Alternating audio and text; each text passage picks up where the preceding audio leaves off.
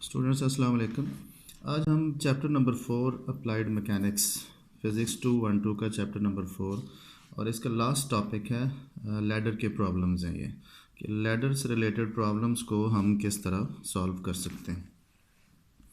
देखिए, जब भी लैडर के प्रॉब्लम्स होंगे तो हम उस पर बेसिकली दो कंडीशंस ऑफ इक्विलिब्रियम हैं जो हम अप्लाई करेंगे। इसमें फर्स्ट कंडीशन ऑफ इक्विलिब्रियम और सेकंड कंडीशन ऑफ इक्विलिब्रियम।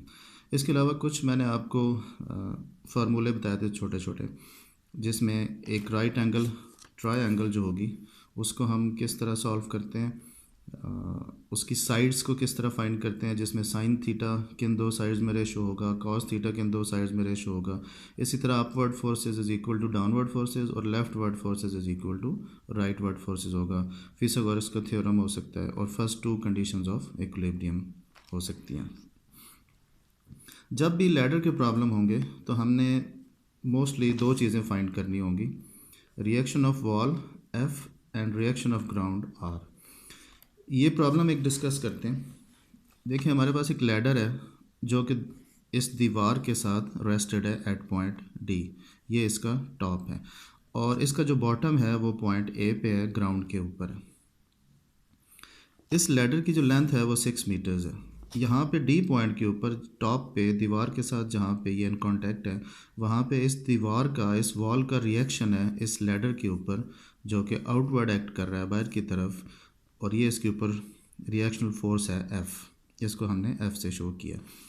जहाँ पे ये ग्राउंड को टच कर रही है वहाँ पे ग्राउंड का रिएक्शन है जिसे हमने आर से डिनोट किया है, लेकिन ये रिएक्शन इसके ऊपर इस डायरेक्शन में एक्ट करता है एक्चुअली, बिल्कुल सी डी के अगेंस्ट, जो इसकी लेंथ है उसके अगेंस्ट।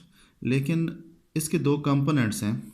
जहाँ पे ये ज़मीन को टच कर रही है वहाँ पे इसके ऊपर एक इसका वर्टिकल रिएक्शन है ग्राउंड का, जो कि अपवर्ड डायरेक्शन में एक्ट कर रहा है, और एक इसका हॉरिजॉन्टल रिएक्शन है जो कि हॉरिजॉन्टल डायरेक्शन में या पैरेलल टू अर्थ इसके ऊपर एक्ट कर रहा है।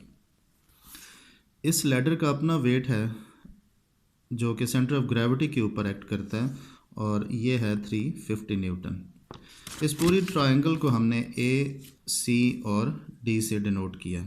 ये जो इस ट्रायंगल की, इस लैडर की लेंथ है ये 6 मीटर है।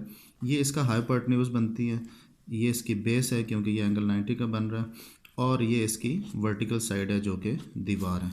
ये दोनों साइड्स हमें नहीं पता, ये दोनों चीज़ें फाइंड करने से पहले ये कैलकुलेट करनी है। तो इसके लिए हम इस ट्रायंगल ए सी डी के ऊपर अगर साइन फार्मूला लगा दें कि साइन थीटा के इन दो साइड्स में रेशो होगी, तो वो होगी C D over A D, perpendicular over hypotenuse. Angle यहाँ पे जो लैडर बना रही है ग्राउंड के साथ वो 60 डिग्रीज पे ये इंक्लाइंड है।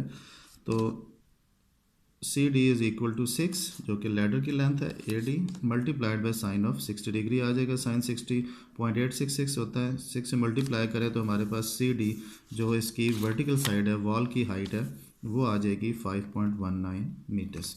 इसी तरह कॉस का फार्मूला लगा के आप इसी ट्रायंगल के ऊपर ए सी डी के ऊपर, तो कॉस थीटा होगा बेस ओवर हाइपोटेन्यूज। बेस हमारे पास ए सी है और हाइपोटेन्यूज 6 मीटर्स है, तो ए सी ओवर ए डी आ जाएगा। ए सी की वैल्यू यहाँ से आप फाइंड कर सकते हैं, क्रॉस मल्टीप्लाई कर दें तो A D cos 60 degrees, cos 60 की वैल्यू 0.5 होती है और 6 से मल्टीप्लाई करेंगे तो 3 मीटर्स आ जाएगी।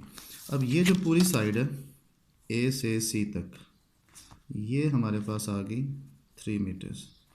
लेकिन ये सेंटर ऑफ ग्रेविटी जो है इसकी लोकेशन हमें नहीं ऑलरेडी गिवन है। अगर दी हुई हो तो ठीक है, जहाँ भी हो ये इस सेंटर से लेफ्ट वर्ड राइट वर्ड हो सकती है, लेकिन अगर सेंटर ऑफ ग्रेविटी की पोजीशन ना दी हुई हो तो ये आप हमेशा सेंटर में लेते हैं इसको। तो ये बिल्कुल हाफ में है इस ए सी के, तो ये ए सी 3 मीटर्स है, तो ये हाफ करेंगे तो ए भी आपके पास आ जाएगा 1.5 मीटर्स। तो आपने इस ए बी की भी लेंथ फाइंड कर ली। अब जो मैंने फार्मूला आपको बताया था कि upward forces is equal to downward forces, अब देखें इस लैडर के ऊपर अपवर्ड फोर्सेस कौन सी हैं। अपवर्ड सिर्फ एक ही फोर्स अप्लाई हो रही है पॉइंट ए के ऊपर, और वो है वर्टिकल रिएक्शन ग्राउंड का, और डाउनवर्ड एक ही फोर्स अप्लाई हो रही है जो कि इसका अपना वेट है सेंटर ऑफ ग्रेविटी के ऊपर 350 न्यूटन। तो ये दोनों इक्वल हैं, तो V is equal to 350 newton. इसी तरह leftward forces is equal to rightward forces. Leftward इसके ऊपर वॉल का रिएक्शन है जो कि एफ अप्लाई हो रहा है, और राइट वर्ड इसके ऊपर हॉरिजॉन्टल ग्राउंड का रिएक्शन है जो कि एच है। तो इन दोनों को भी हम इक्वल कर सकते हैं, F is equal to H. ये आपके पास फर्स्ट इक्वेशन है और ये सेकंड आ गई। ये ध्यान में रखना है कि हमने दो चीज़ें फाइंड करनी है इसके अंदर, reaction of the wall F and reaction of the ground R. अब हम देखें हमारे पास सारे डिस्टेंसेस मौजूद हैं। ये हमारे पास आ गया 5.19 मीटर्स, ये 3 मीटर्स और ये 1.5 मीटर्स। तो हम यहाँ पे प्रिंसिपल ऑफ मोमेंट्स या second condition of equilibrium apply करके हम जो एफ फोर्स है ये कैलकुलेट कर सकते हैं। हमने इस पॉइंट ए को इक्विलिब्रियम में कंसिडर किया, इसको मरकज़ मान लिया या इसको एक्सिस ऑफ रोटेशन कंसिडर कर लिया, क्योंकि सारे डिस्टेंसेस हमने इस पॉइंट से लिए हैं। तो प्रिंसिपल ऑफ मोमेंट्स अप्लाई करते हैं। Clockwise moments is equal to anticlockwise moments. अब देखें ये जो फोर्स है सेंटर ऑफ ग्रेविटी के ऊपर एक्ट कर रही है। इस लैडर का जो वेट है 350 न्यूटन, ये इस पॉइंट के अराउंड इस लैडर को रोटेट करवाने की कोशिश कर रही है, जिसमें मोमेंट क्रिएट कर रही है। तो इसका जो मोमेंट आर्म है यहाँ से परपेंडिकुलर ड्रॉ किया तो ये मोमेंट इसका 1.5 मीटर है।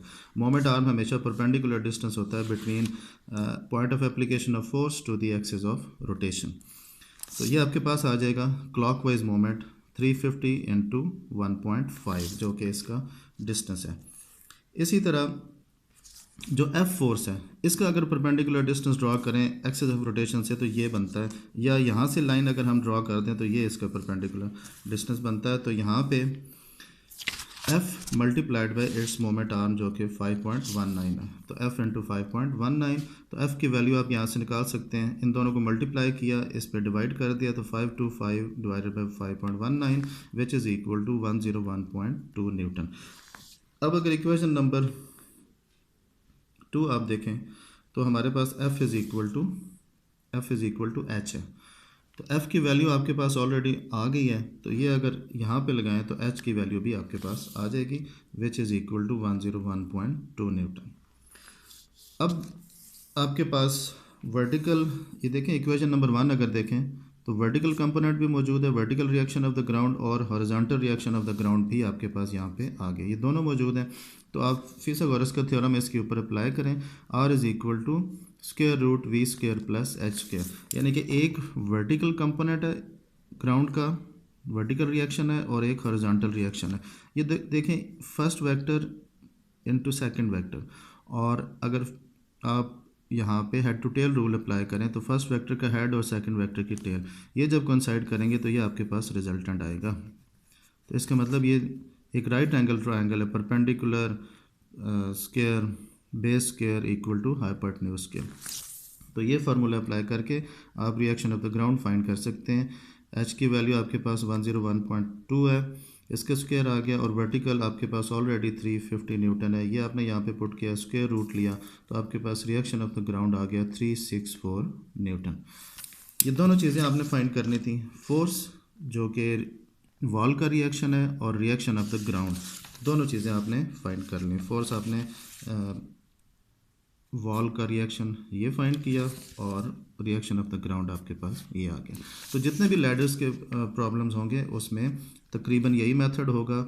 यहाँ पे किसी प्रॉब्लम में हो सकता है यहाँ पे कोई एक आध वेट आपको और दे दिया जाए, यहाँ पे कोई वेट दे दी जाए, सेंटर ऑफ ग्रेविटी का वेट हो, डिफरेंट फोर्सेस, ये फोर्सेस बढ़ सकती हैं इससे।